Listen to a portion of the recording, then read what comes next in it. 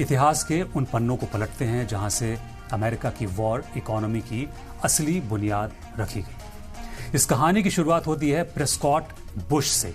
Prescott Bush वही शख्स जिनके परिवार से आगे चलकर अमेरिका को दो राष्ट्रपति मिले, जॉर्ज H.W. बुश और उनके बेटे जॉर्ज W. बुश।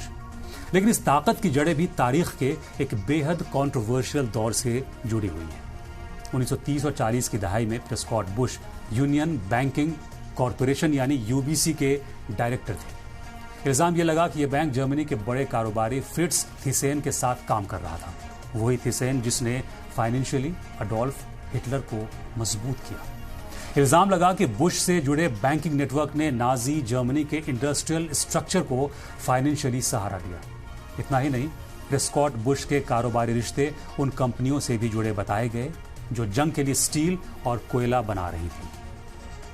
और जब सेकेंड वर्ल्ड वॉर अपने चरम पर था तो अमेरिका की सरकार ने ट्रेडिंग विद एनिमी एक्ट के तहत बुश से जुड़ी कुछ प्रॉपर्टीज को जब्त भी किया था।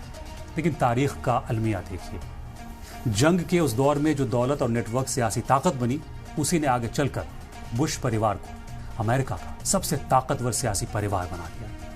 वही खानदान जिसने बाद में दुनिया की सबसे बड़ी जंगों में से एक इराक और गल्फ वॉर जैसे फैसलों में अहम किरदार निभाया।